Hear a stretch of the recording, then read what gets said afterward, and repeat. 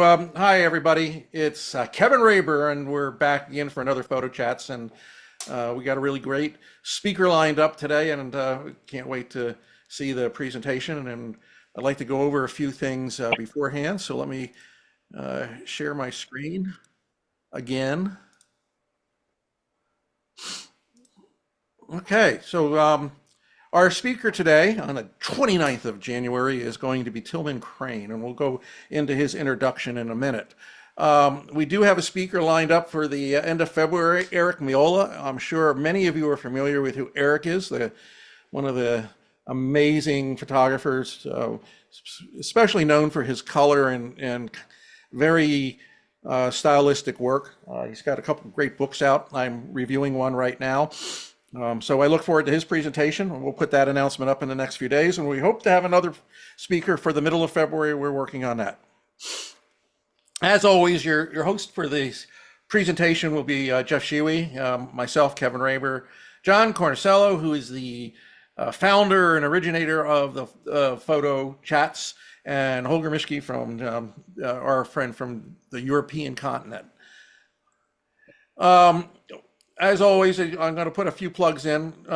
For those of you that don't know who we are here, this is photopXL.com. I run a website for photographers with articles and videos and all sorts of cool things. And we also do workshops. So make sure if you're interested, go to photopXL.com. In the upper right corner, you can sign up and put all your information in. It doesn't cost anything. That way you'll get notifications of future programs and articles as we do them. We try to do one every few days.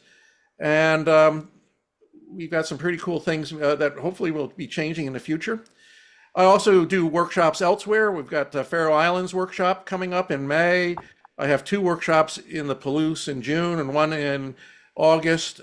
So those are the workshops we're doing this year. And I've got a number of private workshops that I'm doing also, and I'll be putting up an article and a page on that, and we're about to start doing consulting type workshops, one-on-ones, and the information for that will be up soon. So if you're interested, please go to photoPXL, sign up, and become a member.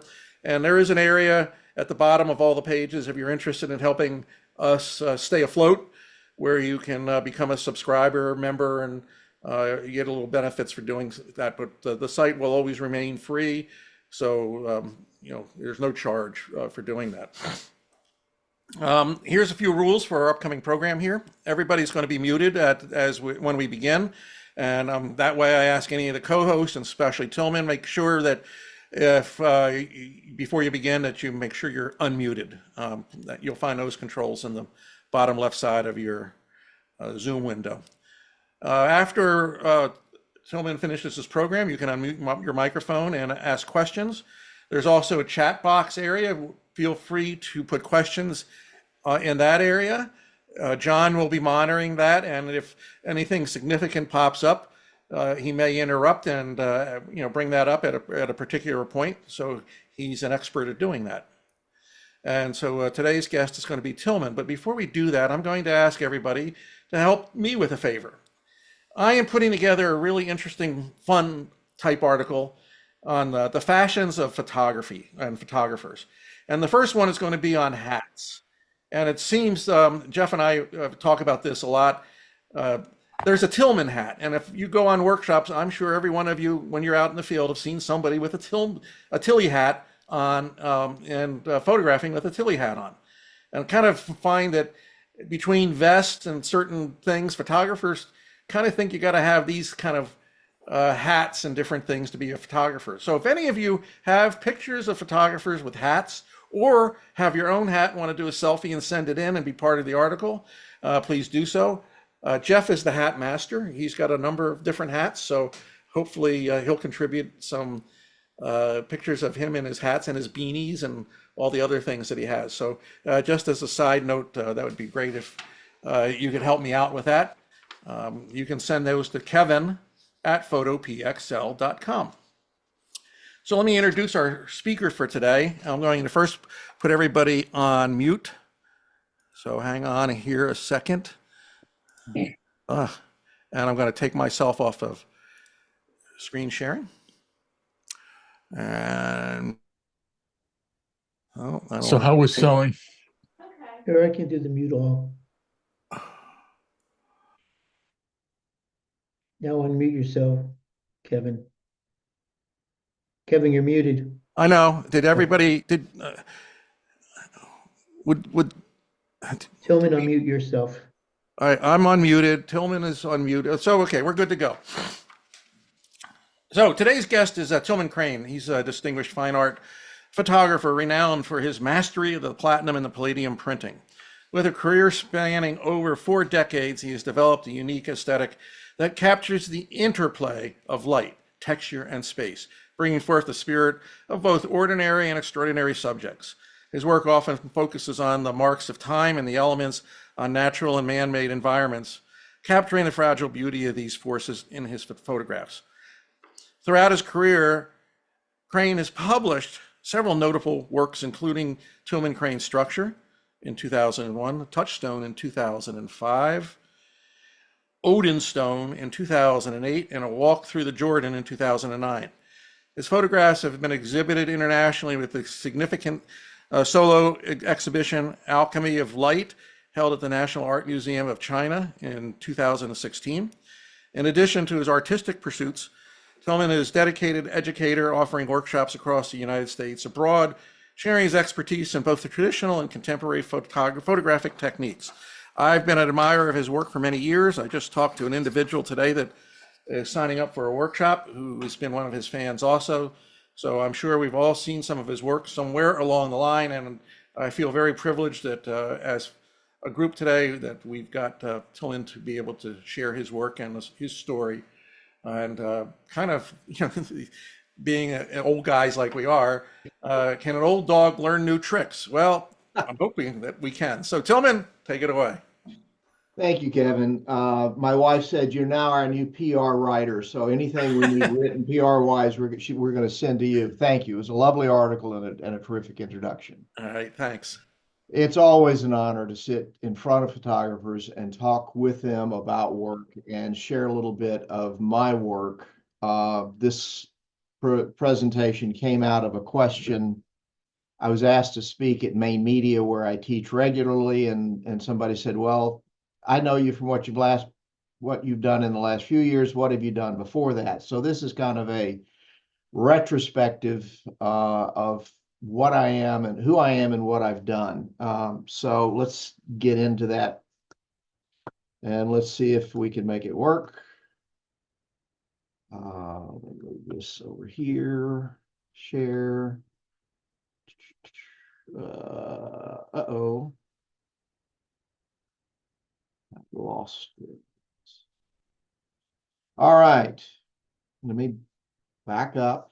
This is out of order, of course. There we go.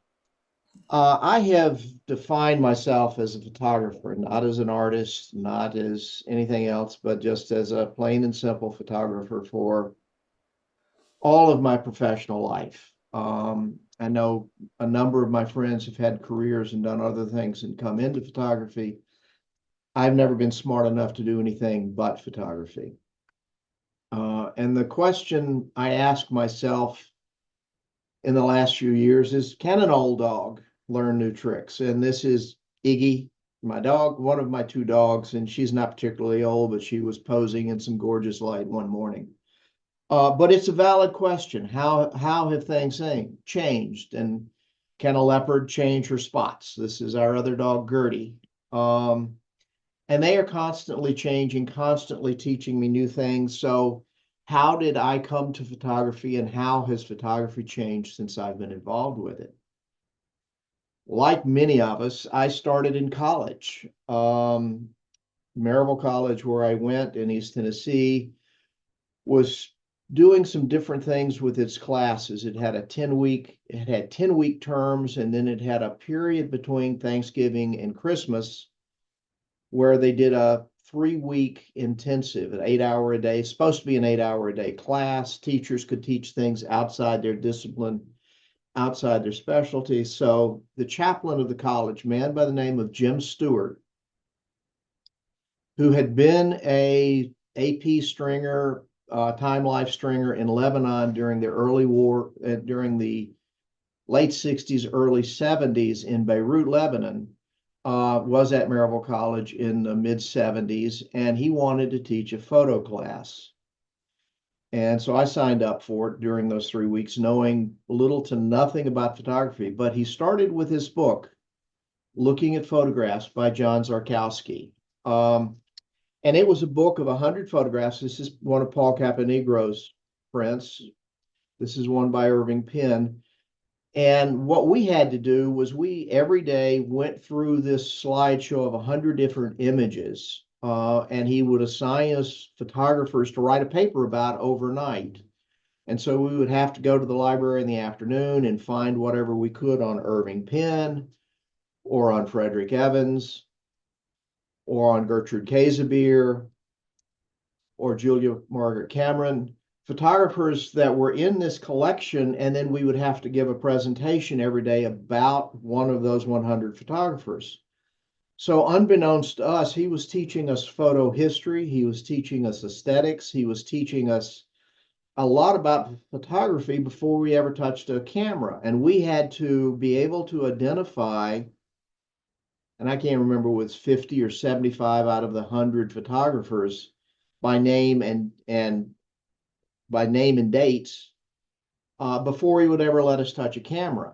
And then the last week and a half, we made photographs and somebody else developed them, and then somebody else made the prints. So we didn't get into any of the darkroom work or anything, but he taught us composition, he taught us photo history, and it served me well. And I've been astounded how many photographers don't know the history of photography, and they don't know who came before them, what the evolution of photography has been, that it's always been a technology-driven medium, that it has always been, camera companies have come up with something new.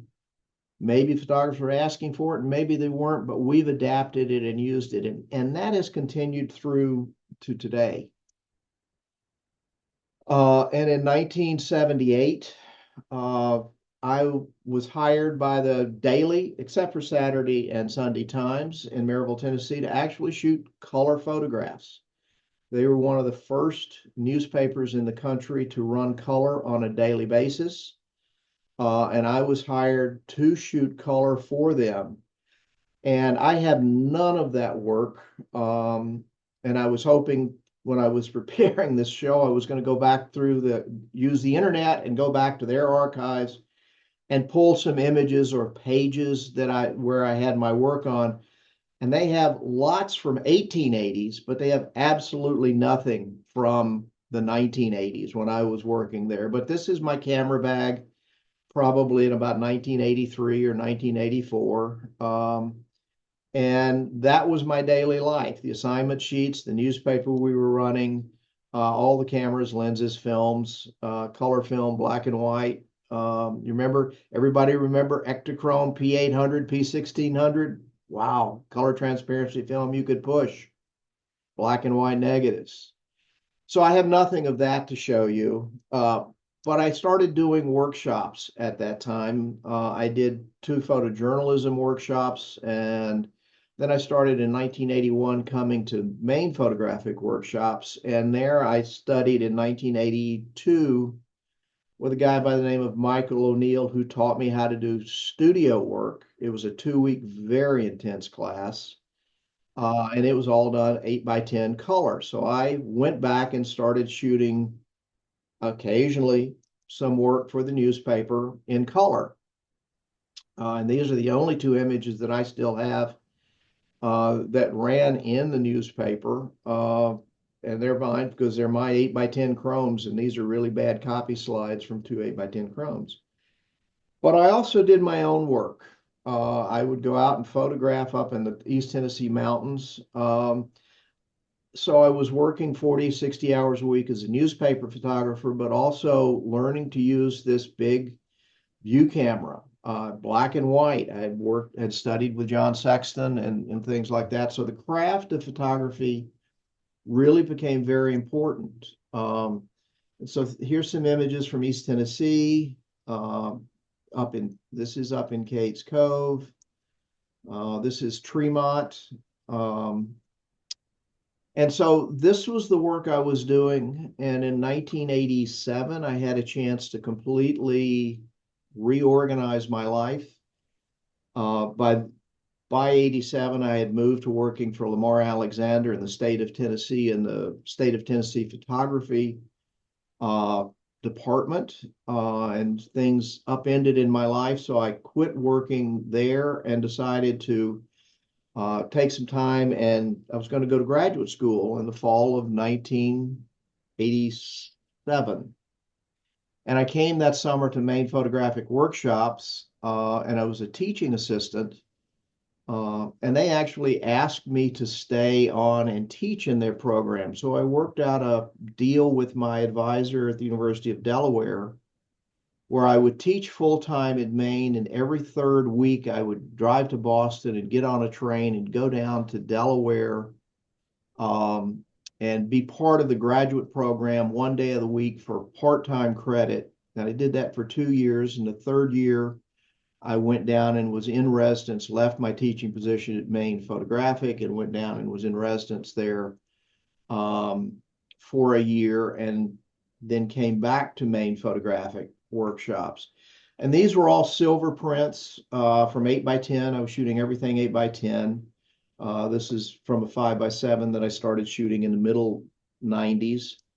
But my graduate thesis was on train stations. I got permission from Amtrak to travel between anywhere Amtrak had a station, but it was essentially between Boston and Washington, photographing the interior of their train stations. I had been influenced by George Tice, um, obviously influenced by Paul Caponegro, but I was George Tice's TA one summer of 87 and again the summer of 88 when he taught here at Maine Photographic.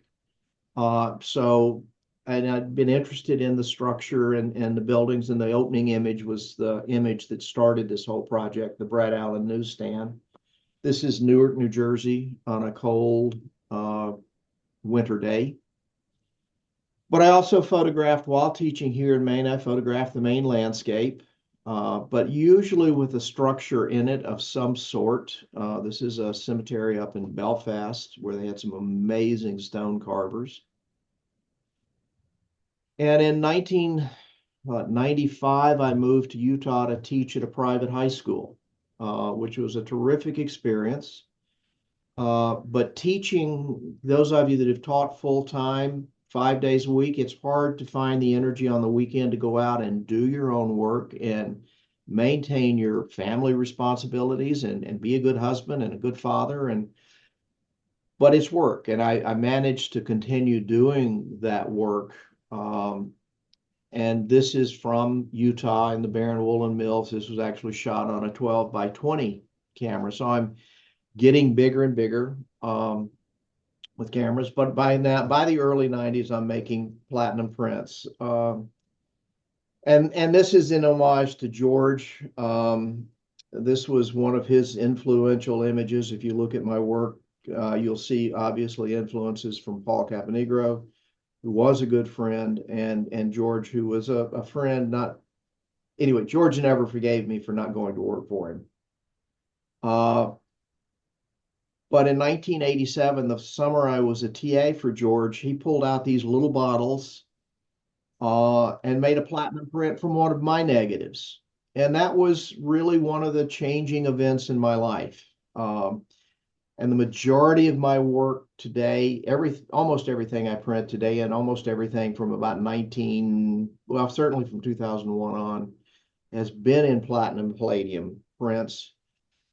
And if you work in a dark room, you make a lot of test strips, and you have to look at them and examine them and pay attention to what's going on contextually within the image as well as within the print itself. And now I'm making everything digital negatives. That's a 30x40 digital negative coming out. And this is coating platinum paper. This is a 30x40 platinum print being coated.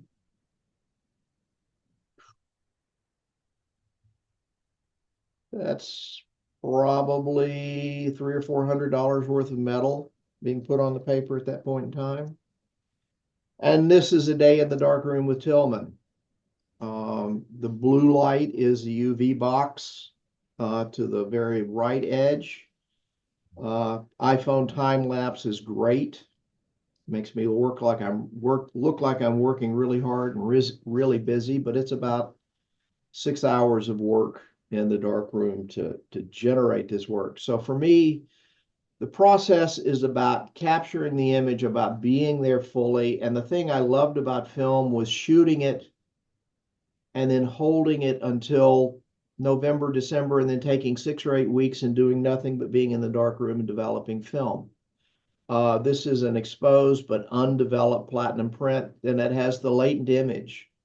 We see the latent image effect there, so that it is truly, you begin to see an image. It's not fully printed. It requires development to come up, but that's what it looks like after it's been exposed.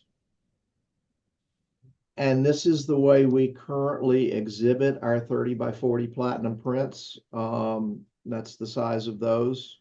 And we do them as one of ones currently. So they are one of one at that size, signed, numbered, stamped, whatever, and filed. We also do a 15 by 20 version of the same print that's also editioned and limited at that size to keep them going.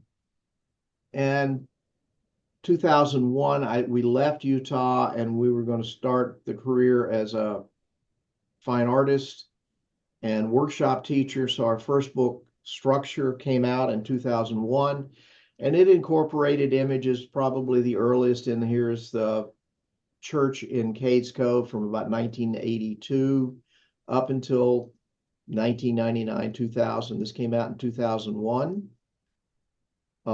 This is from my train station series. This is from a pump house in Boston, one of the pumping stations in Boston. Also in that pump house in Boston. Portland City Hall. So while I'm teaching, I'm still working, generating, and my focus is primarily, pardon the pun, on structure. Like many of us, I wanted to be the great landscape photographer, and structure, surprising me more than anybody else, spoke to me, and I began to love working in buildings and around the man-built structures. And so they evolved into that book Structure. And we started teaching workshops on our own as well as teaching workshops for other people. And this was my traveling kit. If I'm going out to Utah, or I was going down to Tennessee, or as I was getting in my car, going somewhere, this was my camera bag. 2 or 3 tripods, pinhole cameras, 5 by 12, 8 by 10 cameras. And so I would buy cars based on how much camera gear I could fit in the back with the back seat folded down and still see out the back window. In 2001, because of Structure, I was invited to speak at the Royal Photographic Society in Scotland, which began my frequent travels to Scotland. And in 2005, the book Touchstones came out. And this was all shot with then my very small portable 5 by 12 camera. So these are all 5 by 12 FP4 plus film. Again, concentrating primarily on the structure of Scotland. I guess you can call that wall a structure. The Clutie Well.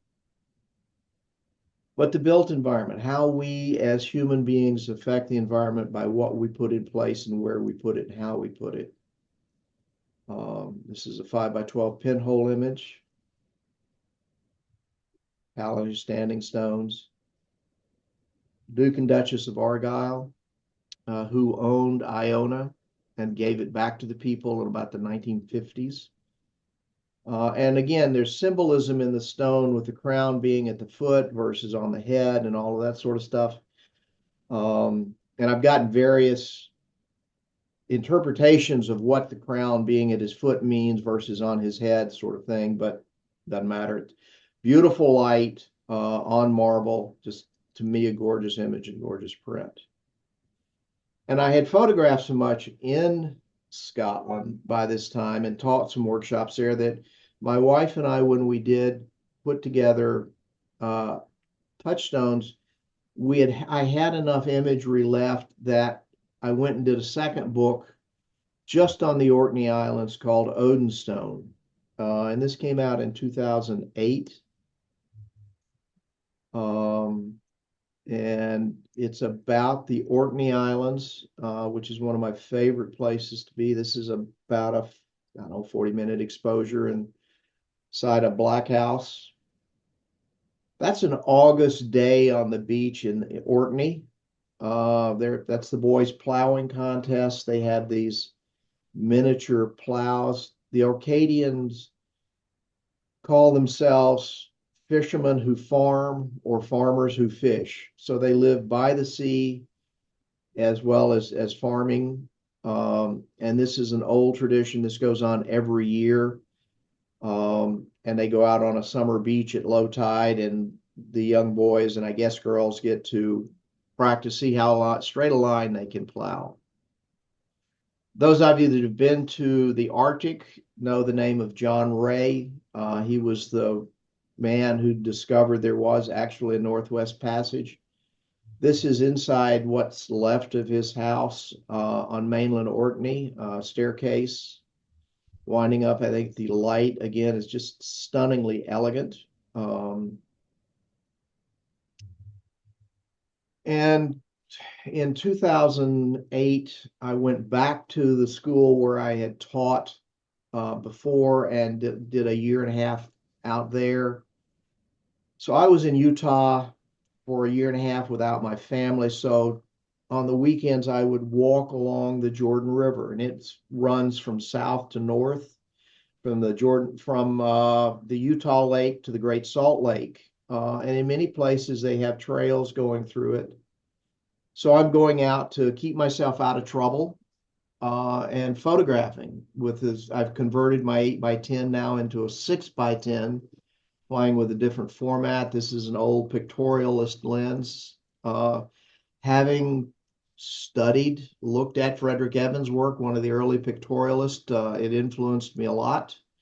And a good friend, Dr. Russ Young, is probably the world's expert on pictorialism and soft focus lenses. And he kind of directed me into which lenses were good and which ones weren't. And then I made a lot of mistakes, but eventually began to make images long before this, with soft focus lenses. But it's, again, growing, learning, not just the f/64 aesthetic that I started with in the early 80s.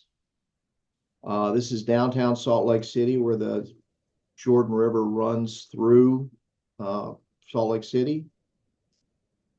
This is where they were getting again, one of the parkways, the Jordan River. That's the bridge is crossing it back there. Again, another pictorialist lens. And not a pictorialist lens, very sharp, clear lens. So I'm trying to blend the way I see the world and the way I see the structures and use the lens to enhance the visual story about the structures I'm looking at and working with. So we're running workshops all over the place. And in 2013, I get an odd email asking if I would be willing to teach platinum printing in China. I said, sure, why not? And that involved a series of trips to China over the next 4 or 5 years, ultimately ending up in this show, The Alchemy of Light. It's at the National Museum of China in Beijing. It was the entire third floor. It's 120 some odd 16 by 20 platinum prints. And they did a book from the show. This is the invitation.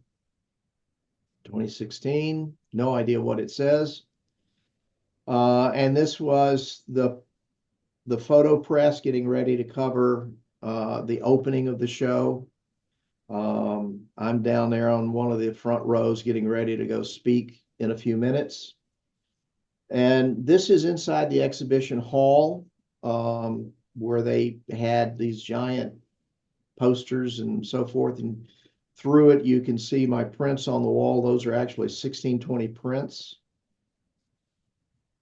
And it included work from Structure, Odenstone, Walk Along the Jordan, and Structure, but it also included new work such as this and this from Scotland and this from North Dakota and this from Japan. And there's the book. I was able to bring back about 10 copies of the book. The people that put my show on 6 months earlier had done one with Paul Caponegro, and they did books for both of our shows. I was told it sold out. I have no idea, but I was able to bring back about 10 copies of this book. And they did a lovely job with it. It's very similar to my structure book in the way it's laid out, but they did a lovely job with it. And I was quite honored. So in 100 years from now, if anybody wants to study my work, probably the biggest collection is going to be at the National Museum of China, or wherever they are now. I have no idea where they are, but I'm assuming that's where they are. And during the show, I obviously was there for the opening, but I was taken back up into northwestern China along the Yellow River by my host to photograph. And these are houses built into this hillside, and people are still living there. It's a national historic site. This is the area during World War II where Mao and the Communist Army retreated from the Japanese and from the Nationalists. So it's a very sacred area in China. And this is where the Communist Chinese rested before they went back and fought the Nationalist Chinese and took over China. But all over this area, this region, are celebrations of Mao and the army that freed them from the Japanese. But it was an amazing landscape area and a great opportunity to go photograph back up in there. And there I am with my small traveling 5x12 and my friend Charles Dukes and Mr. Wu with his 1114 as we're ending our day photographing up in these yellow mountains in the winter. So that's 2016, and in 2017, I was sitting here at my computer. I was processing sheet film and then scanning sheet film and then making digital negatives from scans to make my platinum prints. I've been doing that for about 10 or 12 years. Fuji announced this camera, and I'm reading the specs and immediately just started swearing, because this camera was capturing images the size I was scanning my 8x10 negatives to. And I moaned and groaned about it for almost a year. And finally, my wife smacked me up the side of the head and said, just go buy the thing. So I bought the camera and the lenses that were available, 2 or 3 of the lenses that were available that time, and took a year to really learn how to use it. I didn't touch my 8x10 for a year, and I found I could make the same images with this camera as I could make with my 8x10, and I could make 16x20, which at that time was the largest platinum print I was making, from the files. And they were beautiful prints. And I could photograph structures, and I could photograph details. And so for me, it was really one of those important moments where George Tice making a platinum print from one of my negatives was very important. Seeing that I could change technology and utilize what was coming and what was coming with new lenses and all sorts of new things, and begin to do that. So after a year of using the Fuji I basically gave my 8x10 Deerdorf to my son to turn into a 8x10 wet plate camera, and eventually got rid of all of my film cameras. And now the GFX is my primary system, and it's what I work with. So currently I have 3 projects, for lack of a better word, going on at the moment. One is the St. George River project. It's a river here in my area, and I believe I have to photograph locally. It's easy to go to someplace stunning, to be a tourist and be taken to someplace or explore something new and different that's out of my comfort zone, like China and Japan, and make interesting images. But it's also important for me to make images locally. So Iggy and I go walk along the St. George River and photograph. This is somewhere up near Augusta. This is winter in Maine on the St. George River. It's a detail of an old truck. And all of these are presented as platinum prints, various sizes. This is a nice detail. And this is using a soft focus lens for 35 millimeter. It's a Pentax 85 millimeter. So now, if I can find the right lenses, I can go back and use the pictorialist style work that I was using with my view cameras, with my digital cameras, and make it work. I don't have as many lenses for the digital cameras as I had for my view cameras. They're just simply not as many. But this one works pretty well. Was glad to make this print and sign it. This is with a plastic camera lens this was on a XT system that I used for a while I also had the GFX. This is a detail in the ice, another ice flow.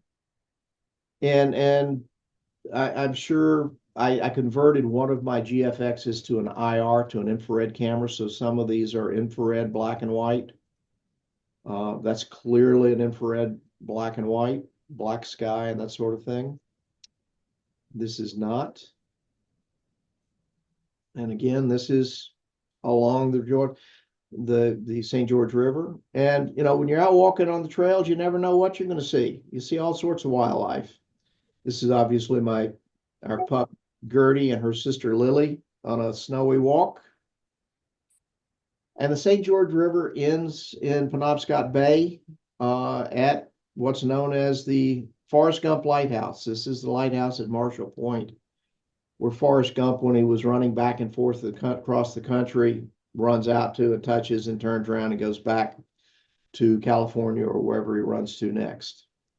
So that's a project I'm currently working on, photographing on a regular basis, and trying to keep active.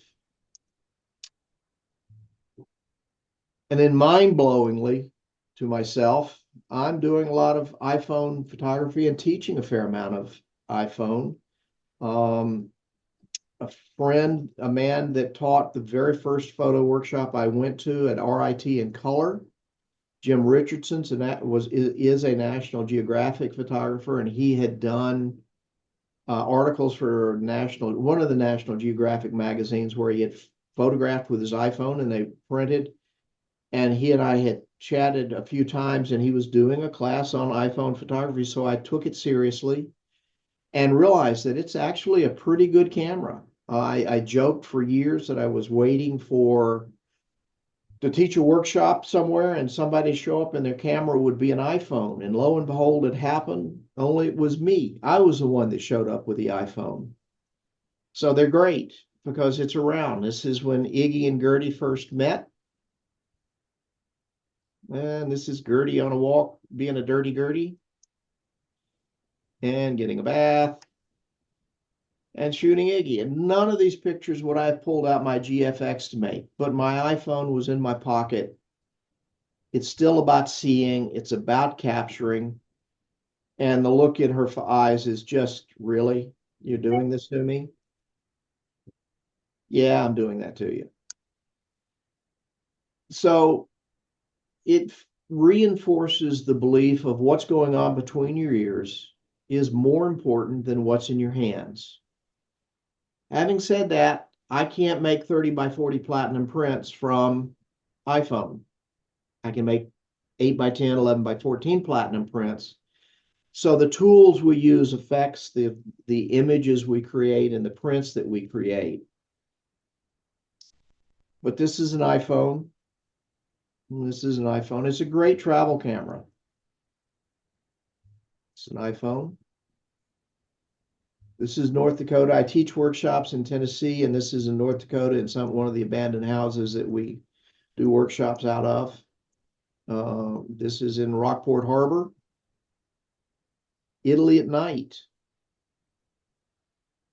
Italy on the street. And the great thing about an iPhone is nobody's intimidated by it. You pull it out of your back pocket and nobody gives a care. You pull out a big camera, what are you going to do with it? How are you going to do it?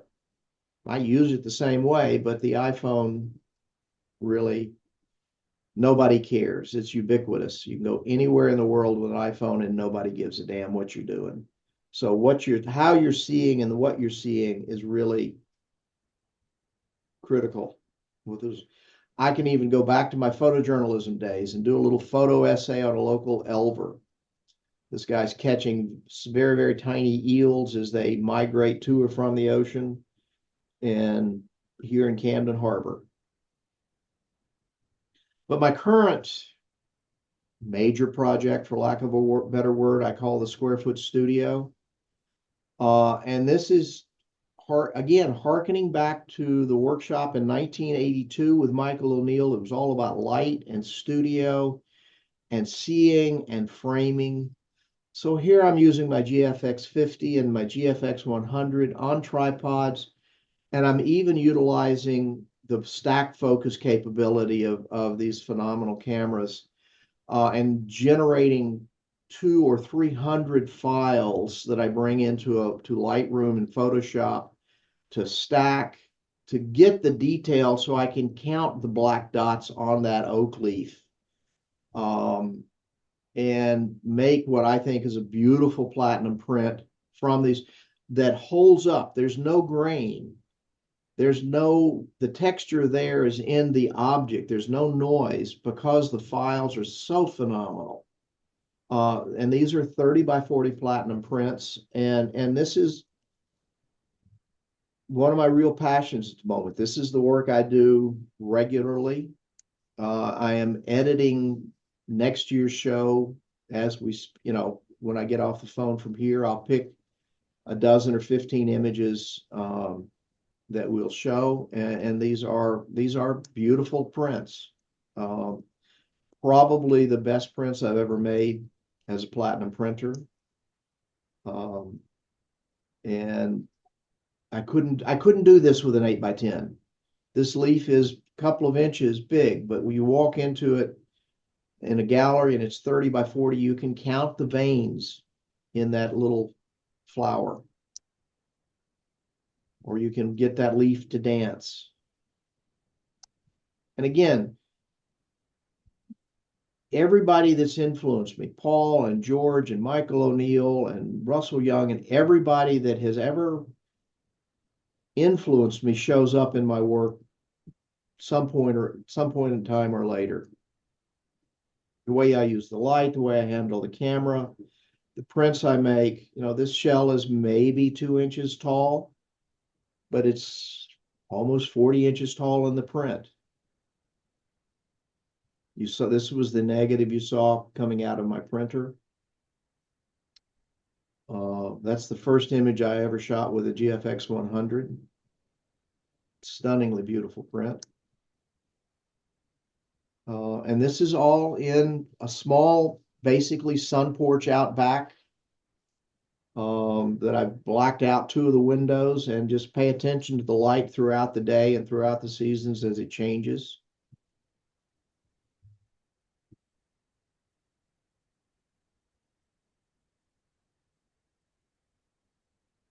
And then in these abandoned places where I have been working in North Dakota, here in Maine, in Tennessee, I stumble across dolls as well as the structure, and I've tried to figure out how do you photograph these dolls? Well, I create a square foot studio. I take black cloth with me, and this is in an abandoned house in northern Maine somewhere, and I just photograph these dolls. And I don't know whether they're beautiful or horrible, but I can't stop photographing and I can't stop looking at them. This one happened to be, we think, my grandmother's doll from the mid 19th century. That was in a house in North Dakota. This was just a doll head I found somewhere. So philosophy. I'm always asked about a photo philosophy, and mine is pretty straightforward. If you make pictures, don't talk, don't write, don't analyze, don't answer any questions. Don't trample on the secret gardens. Suggesting is creating. Describing is destroying. Robert Duaneau. And again, he was one of the photographers that I studied in that very first photo class from 1976. So it keeps coming back. It keeps circling back around. And this is my photograph, not his, obviously. But we have to evolve. We have to change. We have to pick and choose what we want out of what's available. We can do anything from a daguerreotype today to an iPhone photograph. We can make them as prints to display, or we can simply put them on Facebook, Instagram, or whatever social media you want to use. And it's truly a great time to be a photographer. And so we get to choose what pieces we want of all of this to use, to utilize. What tools are we going to use, and how are we going to present them? So I guess I'll stop sharing and open the floor up for questions and go from there. First off, Tillman, thank you. Some amazing work, and you're kind of inspiring me to get back to doing palladium printing again.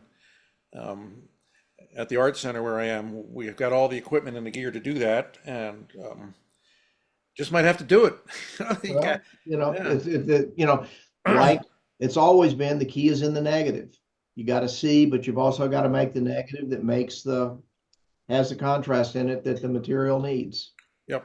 Just because it's a platinum print doesn't mean it's a good print. Nope. I've made a lot of really bad platinum prints that have gone in the trash can. But you got to master your craft as well as your vision.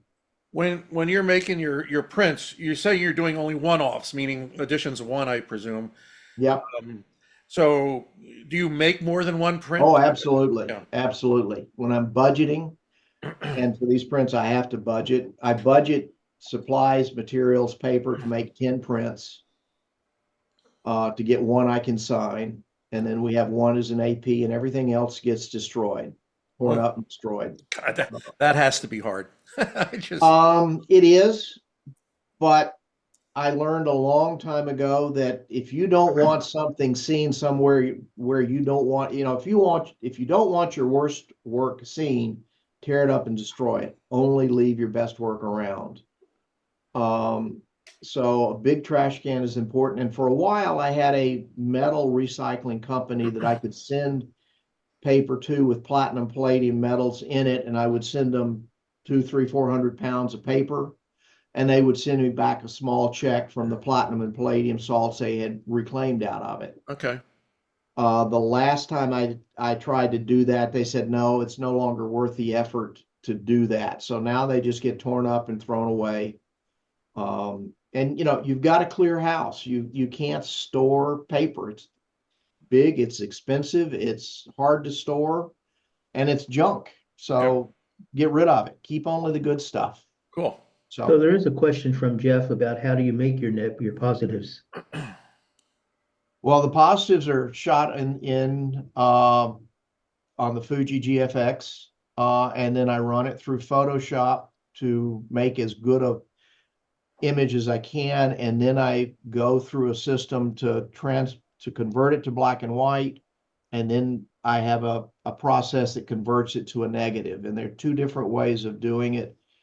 One way is that you create a curve that you apply to a black and white print, and you've plotted in Photoshop where you want all of your 20 points to be. And that then converts the tones in that print, and the positive looks horrible, and you invert it. And then when you print the negative out, it makes a beautiful platinum print. It's a curve just to make platinum prints. And there's some other ways that you can do it, but you have to create a file that's got a range. If you're a zone system photographer, remember, film, if you were lucky, would have a range between 0.90 and 1.20, maybe 1.30 if you could print on 00 and select all soft. Platinum palladium needs about a 1.8 contrast range. The overall contrast range is easy to get. What you have to work on is getting the spread or the midtones, and that's where platinum print really lives, is in the midtones. And so you build a curve that is applied to the positive and then print it out as a negative in Photoshop, using in Photoshop. And there's another method where you essentially create a profile for your printer, and you make your image look like what you want it to as a black and white image, and then invert it to a negative. And then you select the profile in that printer to print out your negative. Both are terrific ways of making negatives, but both of them take some time to set up. When I teach a platinum class at the Maine photographic workshops, we go over how to make a curve, what you have to do, but it involves test strips. If you thought you were done with test strips and step wedges and all of that sort of stuff in the digital world, if you want to make a platinum print, you're back in it. You got to get back into step wedges and densitometers and all of that sort of stuff. It's just what you got to do. Are you printing anything traditionally on inkjet as a kind of a way to the preview or proof what you're No, about to work? that doesn't work very well for me. I did an artist in residence program at a Stones River National Battlefield out in Tennessee, and I will make digital prints for them, and they'll have a toned look to them, and they'll look vaguely like platinum prints. But when I was working with traditional negatives, I found making silver prints really didn't tell me how the negative was going to work as a platinum print. They were just two completely different processes. And the same thing with a digital print. A digital print has certain look and feel to it, even if I print it on the best page. It's different. It's not better. It's not worse. It's different. So I trust what I see on my computer and the profiling that I've done, so that when it prints out as a negative, then when I make a print, if it really needs work, I go back in and work on the digital file to do what I need to do there, to bump up the midtones or bring down the highlights or whatever I need to do. So for me, the only way I can proof it is to go in the dark room and put platinum on a paper. And if I've got a question, I'll do a small version of the print, or I will do a test strip from a bigger negative. And by test strip, I mean something 6-8 inches wide by 40 inches long, long, because that's the only way to see it, is what it's looking like. Excellent. Well, the work is beautiful. It's Thank you. interesting too, though, that it's kind of a dichotomy, I suppose, and you've adopted the iPhone so much. It's something I find really interesting is how much the iPhone is taking over a lot in photography. And just, I did an article, it's on the site, How Big Can You Go, where we made 40 by 50-inch prints by, working with the newest iPhones and massaging through gigapixel and so forth. Sure, But the sure. quality coming out of the the phone, especially in the raw format, is just absolutely amazing. It Uh, is. I teach a I couple, I teach that quite an often. I do, complete teaching at the Art Center, and it's amazing some of the work that the students are doing with iPhone photography. It is. And the biggest I can really be happy with the platinum print coming out of the best iPhone file is about 10 by 14, Yep. 10 and a half by 14. And I have a few prints on display down in Portland at a gallery down there, Coat Street Arts. Um, but my wife will now travel with me. And I love my wife, and she's my best friend as well as my best editor. When I travel with my camera gear, I take up all the luggage allotment and all the carry-on allotment, and I'm no fun to travel with.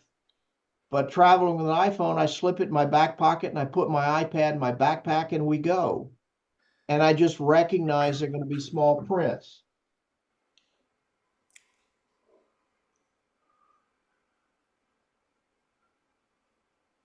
This is a little handmade leather book that's got 25 5-inch square platinum prints from 3 trips to Italy. It's called Amazing. Stone Cool. Faces. So how wonderful is that? I am doing a workshop in Italy with Visionary Wild in 2026 that will be Fuji. I'll obviously have my big Fuji cameras there, and Justin Black from Visionary Wild is a Fuji X photographer, I think. So we'll be doing that, but I'll also have my iPhone. And they're tools. Cameras are tools. Sometimes you need a small hammer, and sometimes you need a big hammer. Sometimes you need a keyhole saw, sometimes you need a table saw. So it depends on what your final result is going to be. Well, your pictures and your prints never don't always have to be the big size, and the fact that many of us were schooled back in the olden days to always have a camera with us, not to have to carry around a 5 pound camera on your shoulder to restaurants and everything like that, and still be able to shoot spontaneously. Really is a lot of fun, especially when you consider you can carry the library of photographs. I think I've got 130,000 on my iPhone with you at all times. Yeah, And, as long as you've got internet, as long as you get to well, the cloud. yeah, but cellular, however you do it, goes up to the cloud and gets down and around. But the point is, you can still carry that much Yeah, images with you, and or on your iPad, and yeah. it's quite the experience because for being about photography. But I have to say, and then we'll open it up to questions, that I'm inspired to go back, and I haven't done that kind of printing for quite a while, and it's like I don't know why I haven't done it. I mean, I print a lot, but I'm gonna get back into that. I've certainly got the facility to do it, and maybe you'll come down and visit sometime, and we can do a few together. So, Good. anybody that has questions out there, you feel free to unmute your mic and ask away.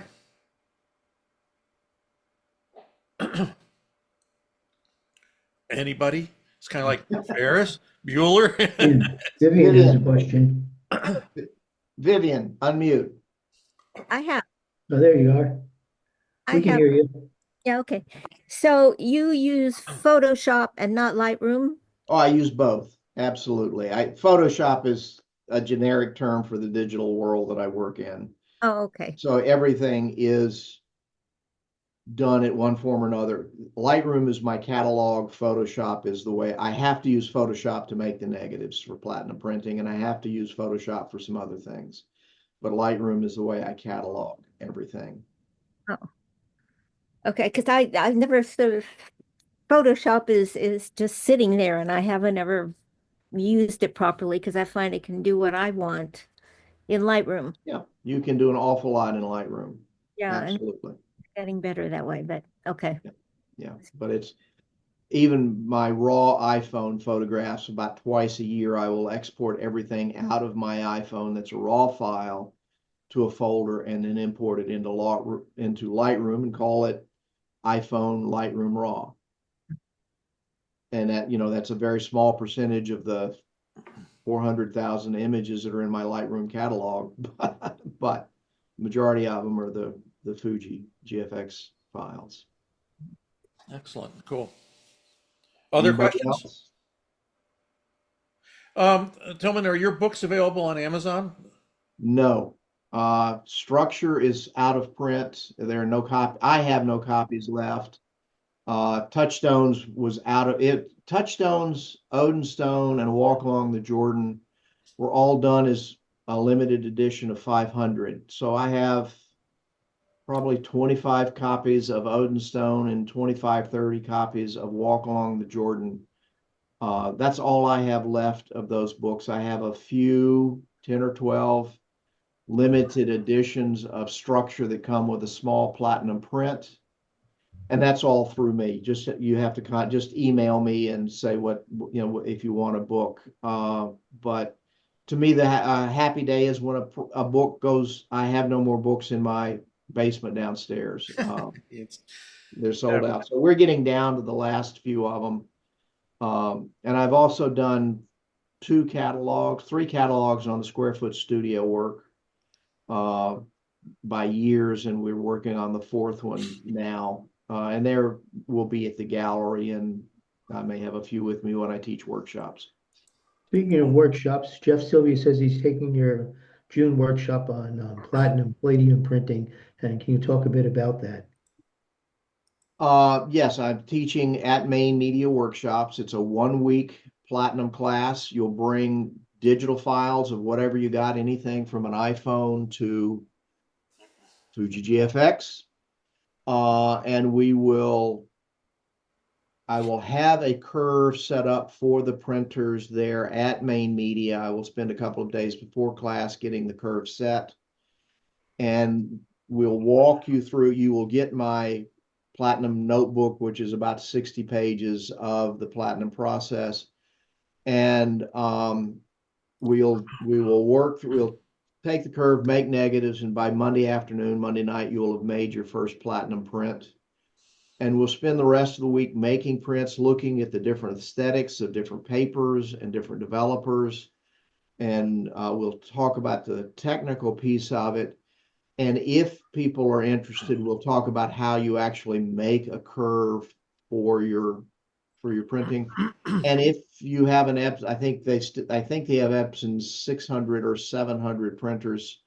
So I give everybody a copy of the curve for that Epson printer that they can take home and use to create negatives at home on an Epson printer. Canon printers are a totally different beast. I've made curves for them. I have Epson printers. The workshops has Epson printers. If I were to work with somebody that had a Canon printer, we'd have to go back and remake a curve for that printer. So every printer is a little different, and the curve is a generic one. But you'll end up with 20, 25 5x7 prints at the end of the week, maybe a few more. Depends on the size you print and how voraciously you print. But we'll have a print by the end of the first day. And the second day, we will go through the editing by the numbers. What numbers do you need in what areas to make a good negative? We'll print the negatives there in the classroom, and then you will make prints from it. And by the end of the week, you'll be making your own negatives. You'll be going through the process on your own and making prints. Most people end up with 20 to 25 5x7, 6x8 platinum prints at the end of the week. So it's a great week. It's the first week of the workshops in June. And it'll be relatively quiet on campus, which is great. We're in their alt process lab, and we'll have, I think they've got about 4 or 5 UV boxes. So at most, it'll be sharing 2 people to a UV box, which is usually the backup, and they've got a fair number of them, so it'll be a good workflow. And I follow that up the next week with an iPhone class. So we'll go from platinum printing to iPhone.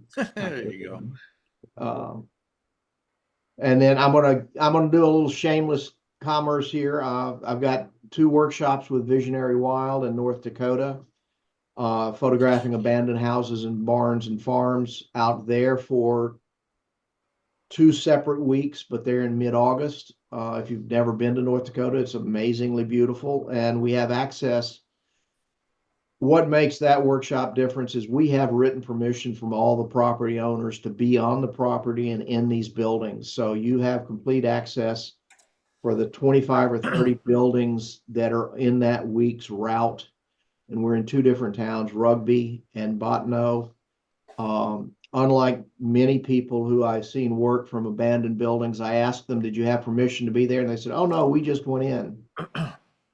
Here, you sign a waiver and the property owners sign a waiver of acknowledgement, and they'll wave at you. They'll often stop and ask you what you're doing, how you're doing and what are you seeing. And so you have permission to be in these places. And then I'll do another iPhone class with Maine Media, and then I'll do one out on Monhegan through Maine Media. And then, as I said, in 2026, I'll do a couple more in North Dakota with Visionary Wild and Justin Black, and then in Tuscany with Justin Black and Visionary Wild in 2026. And I'm fire. If you run a workshop and want to run one, give me a yell. We'll see what we can work together. If you can get the people, I'll bring what little skills I've got to do it. But anyway, all right, shameless commerce over. Very good. I might take you up on that workshop, considering we're doing them all over the place too. So that'd be great. Anybody else have any further questions or comments? Don't forget, this is recorded, and in about a week, we'll post an article with the links and the video embedded. Tillman, if you have anything you'd want to send me to be included in that, that'll be part of the record as far as links go to anything, please do so. And okay, I will say I have a Facebook page, Tillman Crane Photography, and I have an Instagram account, and I do not post anything to them much anymore. I do a Monday postcard through my website. You have to go to my website and sign up, and it's EU compliant, which means I can't go in and put your name and email address in. You have to do it. When you do, it sends you a confirming email that you have to respond to say, yes, I want to get emails from Tillman about what he's doing. That's how I advertise the workshops. And this year, for the first time, we're doing a monthly print special.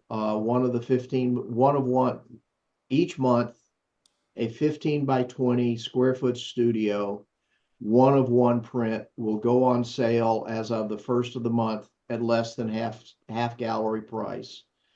And you have to email me, buy this print at tillmancrane.com, and the first one to do it gets the print. So trying to raise a little cash that way so I can go back in and make more platinum prints. But the only way you find out about that is sent out on the first of the month, the print and the link and that sort of thing. So cool. We're trying to do everything through the website. And if you come to the website and I'm teaching a workshop, it will link you directly to who I'm teaching with and through.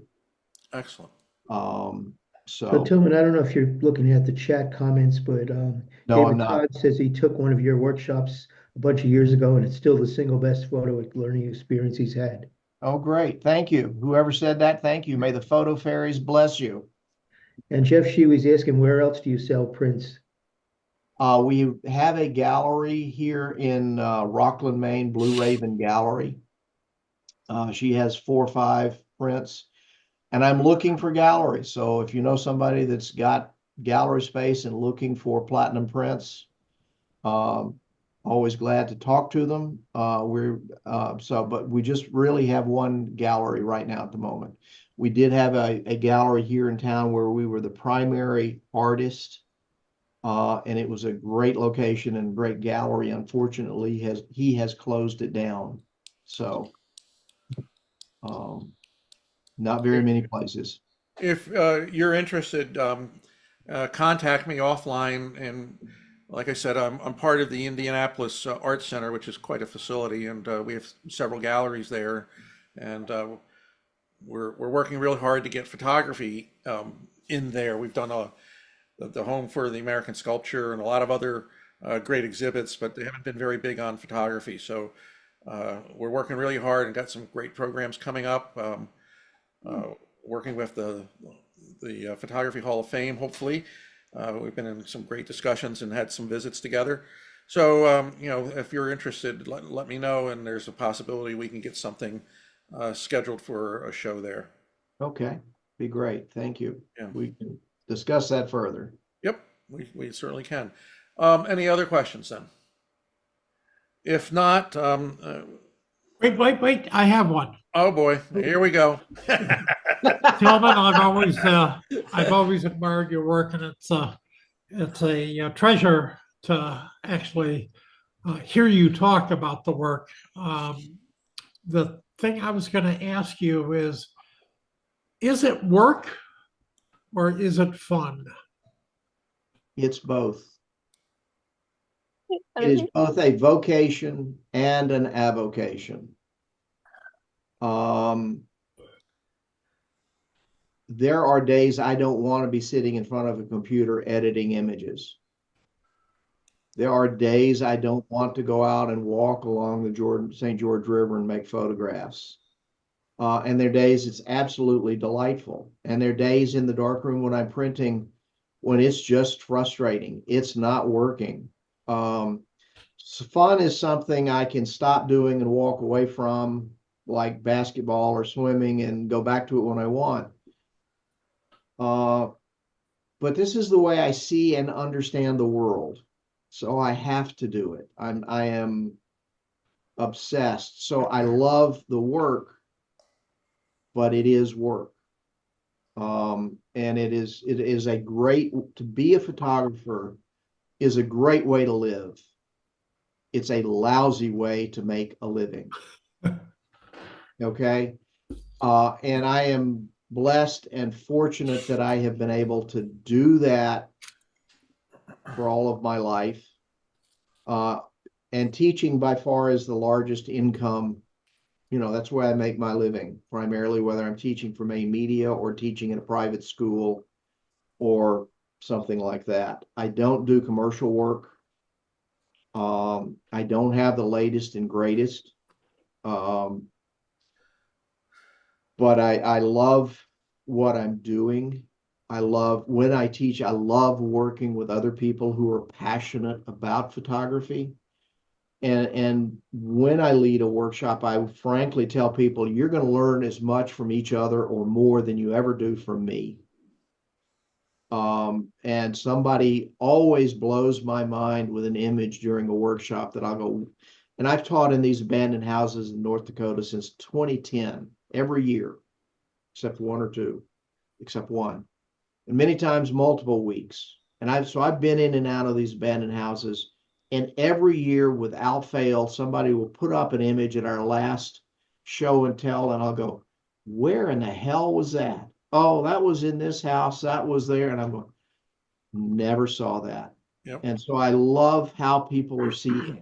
I love people who are passionate about their own work and are willing and dedicated enough to learn and grow and to learn new things, to change. And I feel fortunate and blessed that I have been able to grow and change. I used Photoshop in the 90s a little bit. I had to do it more when I was still shooting film and scanning it. Boy, once I got into the medium format digital, I really had to up my digital skills to just, to get everything I could get out of these phenomenal files that my Fuji was presenting.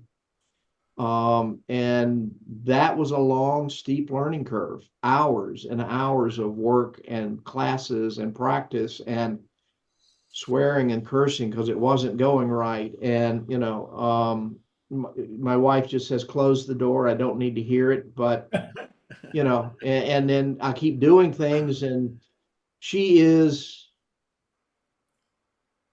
beyond the silent partner in my photography. She is essential to me. I show work to her. I share ideas with her, and I have to convince her that something is good. And if she is not going to just say, yes, honey, I love you, that's nice. She's been around enough photography. She worked at the Maine Photographic Workshop. She was a photographer herself.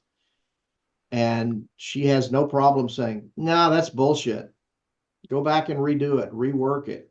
And when I was doing the soft focus work, she hated it for a long time until I finally pulled an image in. She said, "Oh, I really like that."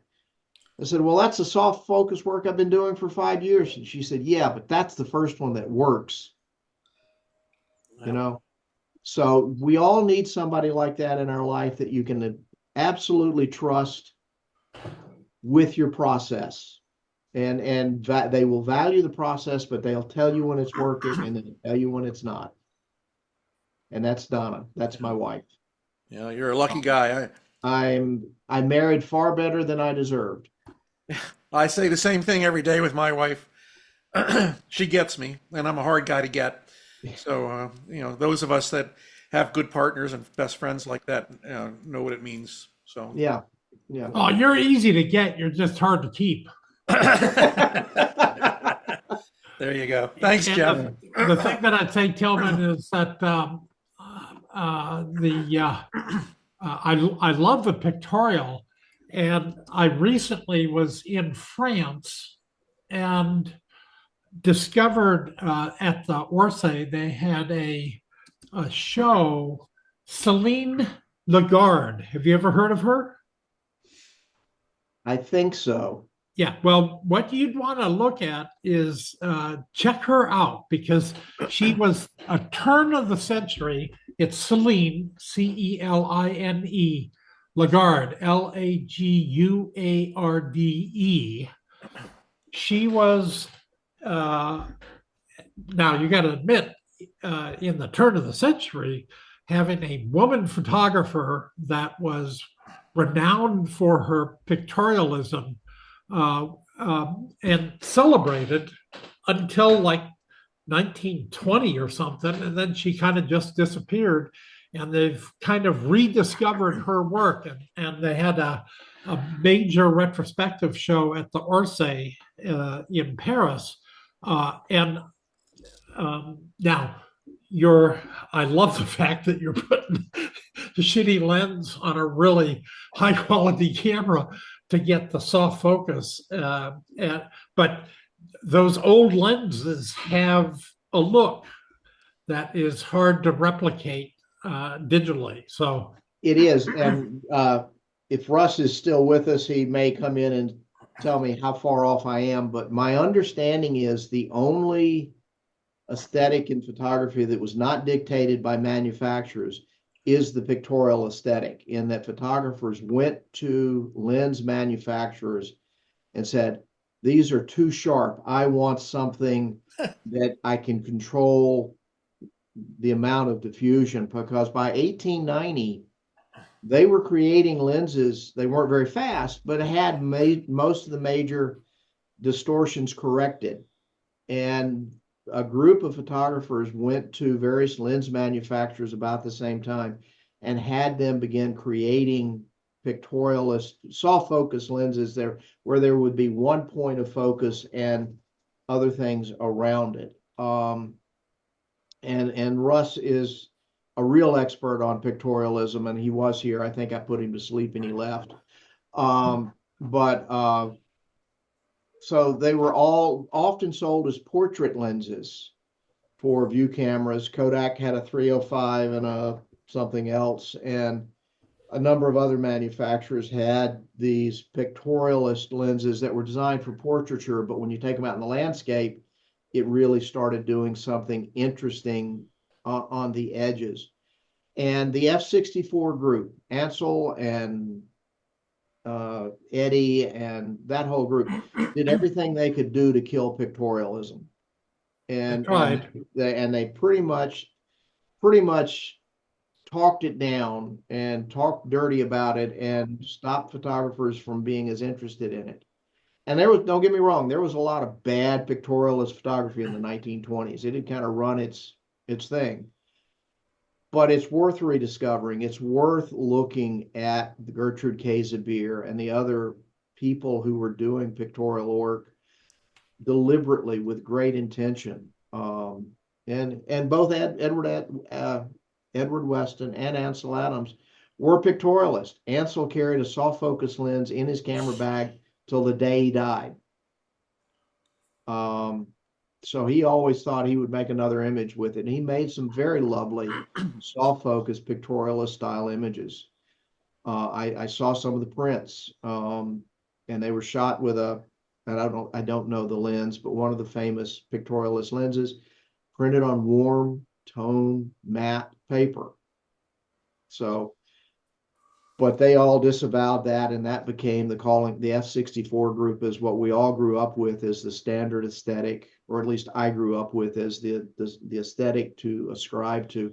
And it's gorgeous. And when it works really well. And somebody who takes 300 megapixel files and stacks them to get as much depth of field as he can also shoot with a pictorialist style lens for the softness, but trying to do it with intention. And I fail a lot more with a soft focus lens than I do with my great Fuji 120. You know, if you want to go back to your 8x10 camera, you could probably somewhere maybe find a mid 1800s lens with Waterhouse stops. Yeah, oh yeah. And that'll give you the softness that you want. Yeah, in varying degrees, depending on. Yeah, I actually put one on a Fuji once. It was a lens about this big that used Waterhouse stops and a brass focusing rail, and it was adapted to fit on something, and I got a Fuji mount to fit it. I think it was a Nikon. Yeah, and that worked very well. It was on loan for a while, and I had to give it back, but it was really swirly. So yeah, I wouldn't want to put a Kodak 305 that's about that big and on a Fuji. Sorry, but yeah, there are a few around. And we talk about bokeh and all of those things is in our lenses, and you got to learn what you're doing and pay attention to what the lens is giving you and what the equipment can give you and utilize it. You don't want somebody to stand up and say, oh, that was done with this lens or this. You want them to say, that's beautiful. I want them to say, oh, that's a beautiful print, but it's different from whether it's the intense focus I get and sharpness on the stack focus. The other thing you could try is you can get enlarged. I think you might even be able to get enlarging lenses with Waterhouse stops and do it instead of having it on the camera, do it in the darkroom. Yeah, there are all kinds of ways of doing it. I can use the bokeh feature in Lightroom and Photoshop and put it, put it back in there. Darn, doesn't that work well? It's not perfect, but it's remarkable. I've kind of fallen in love with bokeh and shooting with 85 1.2. It was remarkable how just pinpoint the sharpness was. Yeah, I mean, it's a great time to be a photographer. We could all use the same tool and make 25 or 30 different images, which is great. Yeah. So you have to find what speaks to you in a way of working.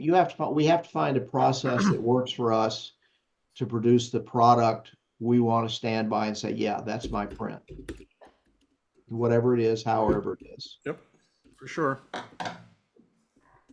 Right, Dennis?